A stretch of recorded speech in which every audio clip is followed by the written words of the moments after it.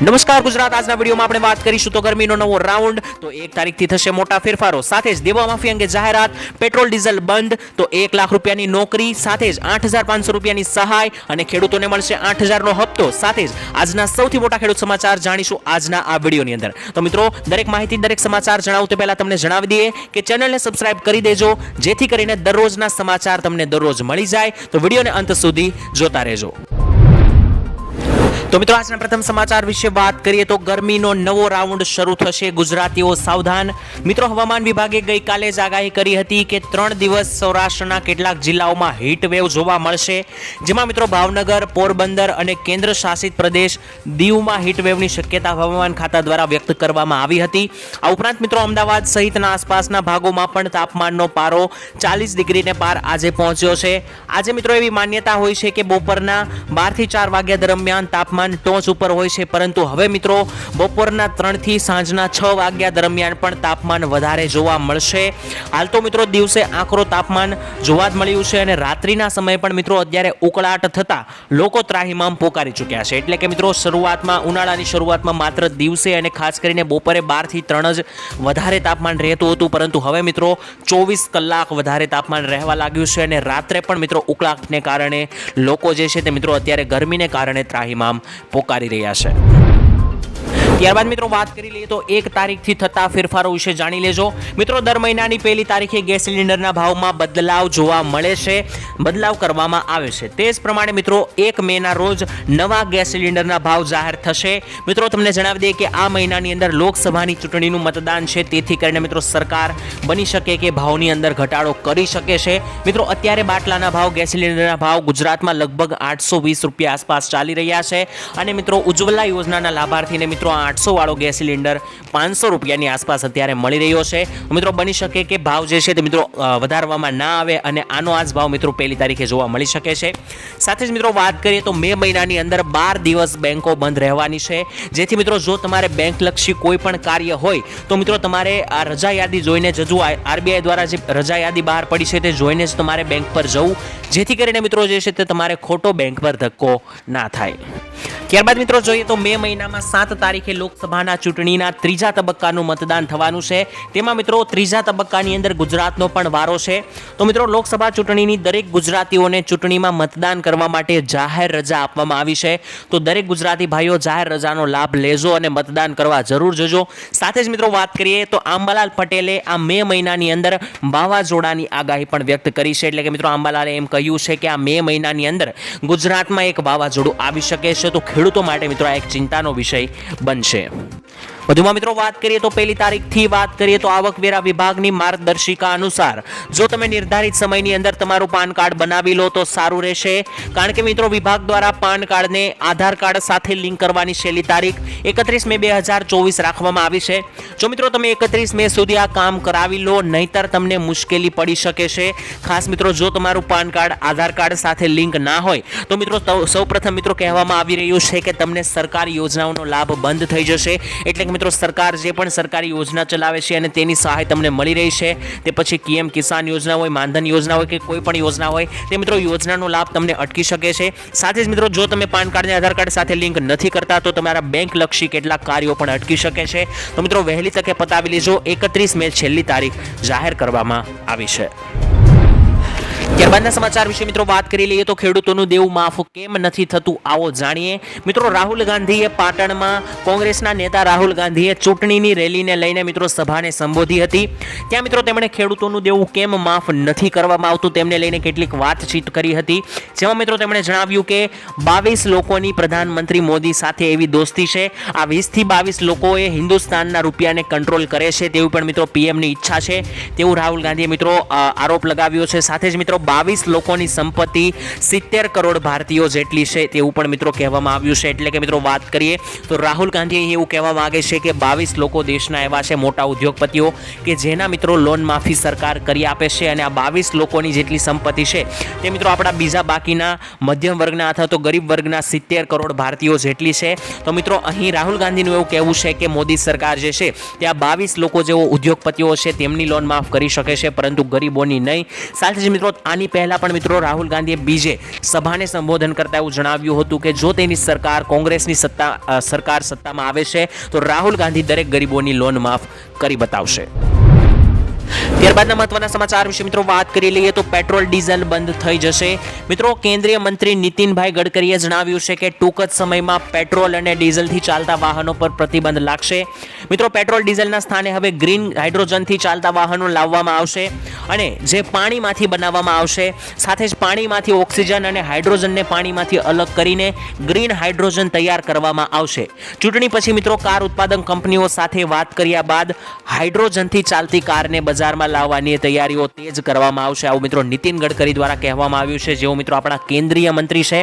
તેમણે મિત્રો કહ્યું છે કે પેટ્રોલ અને ડીઝલથી જે વાહનો ચાલી રહ્યા છે તેના પર પ્રતિબંધ લાગશે ભવિષ્યની અંદર. સાથે જ ચૂંટણી બાદ મિત્રો હાઇડ્રોજનથી ચાલતી મિત્રો ગાડીઓ જે છે કાર, તેને બજારમાં લાવવાની તૈયારીઓ શરૂ કરવામાં આવશે. તો મિત્રો આ મુદ્દે તમારું શું કહેવું છે? શું ખરેખર પેટ્રોલ ડીઝલ દ્વારા ચાલતા વાહનો બંધ કરવા જોઈએ કે નહીં? નીચે કોમેન્ટની અંદર લખીને જણાવી આપજો. ત્યારબાદ મિત્રો વાત કરીએ તો ક્ષત્રિય સમાજની શાંતિ જાળવવાની અપીલ. મિત્રો રૂપાલાના વિવાદાસ્પદ નિવેદન બાદ ક્ષત્રિય સમાજે હવે ભાજપ વિરુદ્ધ આંદોલન કરી રહ્યો છે. ત્યારે મિત્રો વાત કરીએ તો વડાપ્રધાન નરેન્દ્ર મોદી તારીખ 1 અને 2 ના રોજ ગુજરાતમાં જાહેર સભાને સંબોધન કરવા ચૂંટણીના પ્રચાર માટે આવવાના છે. તેમાં પણ મિત્રો ખાસ કરીને વડાપ્રધાન નરેન્દ્ર મોદી જામનગરમાં આવવાના છે 2 મે ના રોજ. ત્યારે મિત્રો કેટલાક ક્ષત્રિય સમાજ દ્વારા એવું કહેવામાં આવ્યું છે કે નરેન્દ્ર મોદી જામનગરના કાર્યક્રમને હિત શત્રુઓ બદનામ કરે તેવા એંધાણ વાર્તાતા જામનગર જિલ્લા રાજપૂત સમાજે મિત્રો એક પત્ર જાહેર કર્યો છે. અને મિત્રો આ પત્રમાં એવું જણાવવામાં આવ્યું છે કે જામનગરમાં વડાપ્રધાનના કાર્યક્રમ દરમિયાન આવું કાંઈ કૃત્ય કરીને પણ કોઈ હિત શત્રુઓ બદનામ કરે તેવું દેખાઈ રહ્યું છે. આવું કાંઈ ન બને એટલા માટે મિત્રો આપણે 7 મેના મતદાનને ધ્યાનમાં રાખીને શાંતિ જાળવવાની છે. કોઈએ મિત્રો કાયદો હાથમાં નથી લેવાનો અને આચાર સંહિતાનો ભંગ પણ નથી કરવાનો. તેવા મિત્રો બધાને ભારપૂર્વક નમ્ર અનુરોધ અને અપીલ છે તેવું મિત્રો ક્ષત્રિયોએ જણાવ્યું છે. એટલે કે મિત્રો જામનગરમાં પ્રધાનમંત્રી મોદીની જે છે તે સભા યોજી છે, જેમાં તે સંબોધન આપશે. ત્યારે મિત્રો મોદીજી જ્યારે આવશે ત્યારે મિત્રો ક્ષત્રિયોને શાંતિ જાળવવા માટે અને મિત્રો આચાર સંહિતાનો ભંગ ન કરવા માટે ક્ષત્રિય સમાજે, જામનગરના ક્ષત્રિય સમાજે પત્ર લખ્યો છે. ત્યારબાદ મિત્રો જાણીએ તો નવી નોકરીઓ આપવામાં આવશે અને દરેક નોકરીયાતોને 1 લાખ આપવામાં આવશે. સાથે જ 1 લાખ રૂપિયાની સહાય દરેક ગરીબ પરિવારોને પણ આપવામાં આવશે તેવી મોટી ગેરંટીઓ મિત્રો આપવામાં આવી છે. મહાલક્ષ્મી યોજનાથી મિત્રો મહિલાઓને આર્થિક મદદ કરીશું તેવું રાહુલ ગાંધી દ્વારા કહેવામાં આવ્યું છે. દરેક પરિવારની મહિલાઓના ખાતામાં વાર્ષિક 1 લાખ રૂપિયા જમા કરવામાં આવશે. દરેક મહિલાના ખાતામાં મિત્રો 8,500 દર મહિને જમા કરવામાં આવશે અને ગરીબી રેખાની નીચે જે જીવે છે મિત્રો તે લોકોને ગરીબી રેખામાંથી બહાર આવે ત્યાં સુધી આ મદદ મળતી રહેશે. પહેલી નોકરી પક્કી યોજનાથી મિત્રો ગ્રેજ્યુએટ યુવાનને પણ મદદ મળશે. દરેક યુવાનોને મિત્રો 1 વર્ષ સુધીની સરકાર પાસેથી નોકરીઓની ગેરંટી આપવામાં આવશે અને 1 લાખ રૂપિયા સુધીની ગેરંટી મિત્રો 1 લાખ રૂપિયા સુધીની નોકરી મિત્રો જે શિક્ષિત યુવાઓ છે તેમને આપવામાં આવશે. આ મોટી ગેરંટીઓ મિત્રો જે છે કોંગ્રેસ સરકાર દ્વારા આપવામાં આવી છે. જો તેમની સરકાર સત્તામાં આવે છે તો મિત્રો તેઓ ગરીબ મહિલાઓને દર મહિને 8,500ની સહાય, વાર્ષિક 1 લાખની સહાય અને દરેક શિક્ષિત યુવાઓને 1 લાખ પગાર ધરાવતી નોકરીઓ આપશે. ત્યારબાદના સમાચાર વિશે મિત્રો વાત કરી લઈએ તો ખેડૂતોને મળશે 8,000 રૂપિયાનો હપ્તો. મિત્રો રાજસ્થાન સરકારે ખેડૂતોને બજેટમાં રાહત આપી છે અને રાજસ્થાનમાં મિત્રો હમણાં ચૂંટણી થઈ હતી, ત્યારબાદ ભજનલાલની સરકાર ચૂંટાઈને આવી છે, જે મિત્રો એક ભાજપ સરકાર છે. પરંતુ મિત્રો તમને જણાવી દઈએ કે ત્યાં રાજસ્થાનમાં કિસાન સન્માન નિધિ યોજના અંતર્ગત હવે ખેડૂતોને 8,000 રૂપિયા આપવામાં આવશે.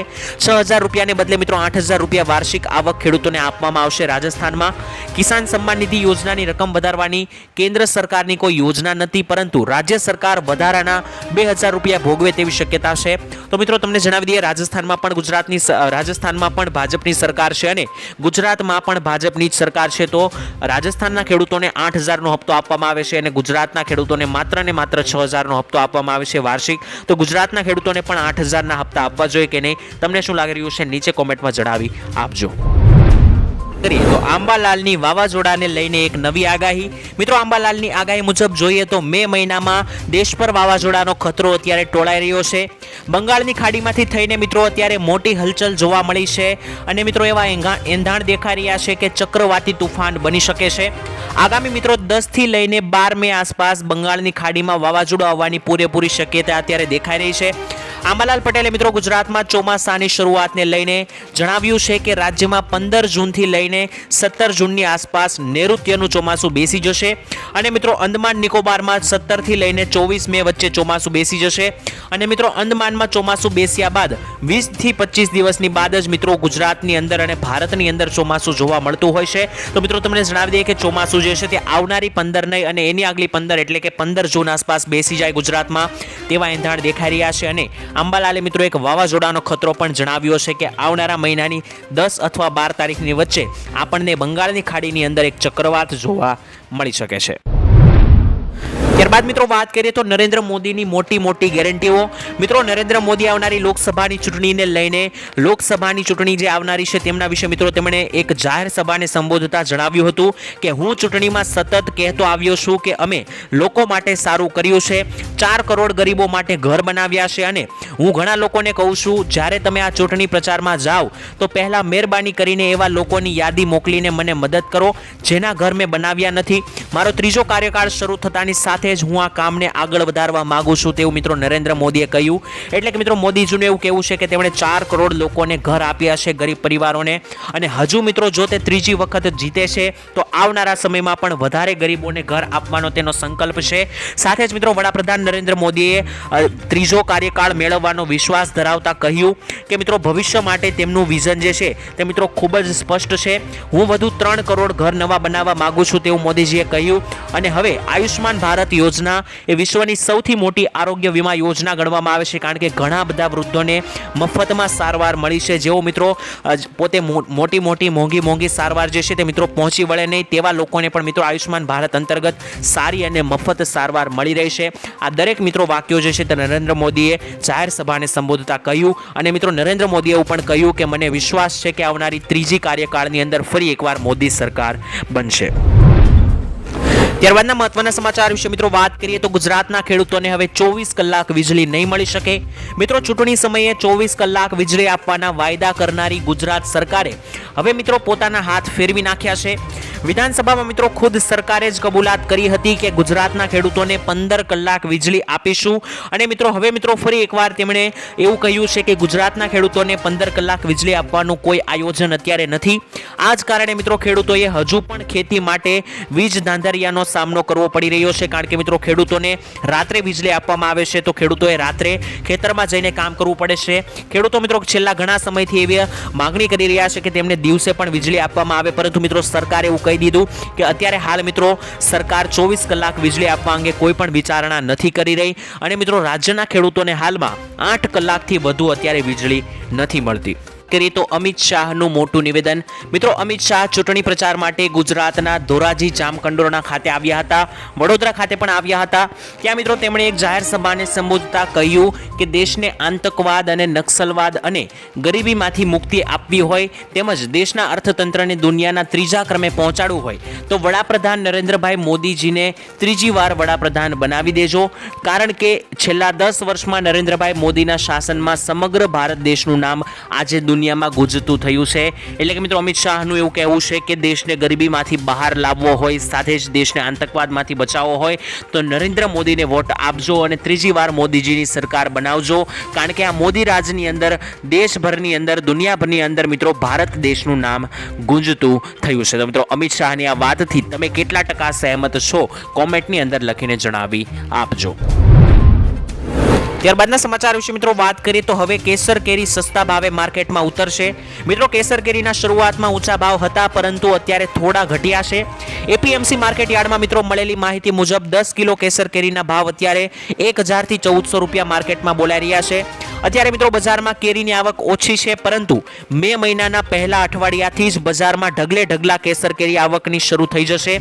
કેસર કેરી ઉપરાંત મિત્રો હાફૂસ, લંગડા કેરી, તોતાપુરી અને રાજાપુરી જેવી કેરીઓ મિત્રો મોટા પ્રમાણમાં મે મહિનાના પ્રથમ અઠવાડિયાથી જ માર્કેટમાં જોવા મળી શકે છે.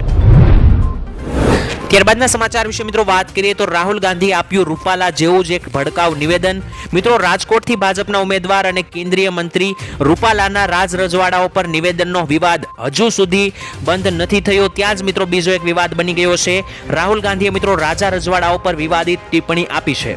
એક સભામાં મિત્રો રાહુલે સંબોધન કરતા રાહુલ ગાંધીએ મિત્રો એવું જણાવ્યું કે જ્યારે રાજા મહારાજાઓ પહેલા રાજ કરતા હતા ત્યારે મિત્રો તેઓ તેમને જે ઈચ્છા પડે તે લઈ લેતા હતા. તેમને કોઈની જમીન જોઈએ તો પણ મિત્રો તે લઈ લેતા હતા. અને આ નિવેદનનો વિડીયો મિત્રો ગૃહ રાજ્યમંત્રી હર્ષ સંઘવીએ ટ્વિટર પર મિત્રો સવાલ ઉભા કર્યા છે. હર્ષ સંઘવીએ મિત્રો ટ્વિટરમાં લખ્યું કે કોંગ્રેસના યુવરાજ એટલે કે રાહુલ ગાંધીએ ભૂલી ગયા છે કે રાજા મહારાજાઓએ જ આ દેશને રજવાડા અર્પણ કર્યા હતા. જે ઈચ્છા થઈ છે તે કોંગ્રેસ સરકારીઓએ ઉઠાવ્યું છે તેવું મિત્રો હર્ષ સંઘવીએ જણાવ્યું. તો મિત્રો અત્યારે રાજકારણ ખૂબ જ ગરમાઈ રહ્યું છે ક્ષત્રિય સમાજ વચ્ચે, કારણ કે મિત્રો રાજકોટમાં પહેલા રૂપાલા, ત્યારબાદ હવે મિત્રો રાહુલ ગાંધીએ ફરી એકવાર ક્ષત્રિય સમાજના મહારાજાઓ વિશે મિત્રો ટિપ્પણી કરી છે.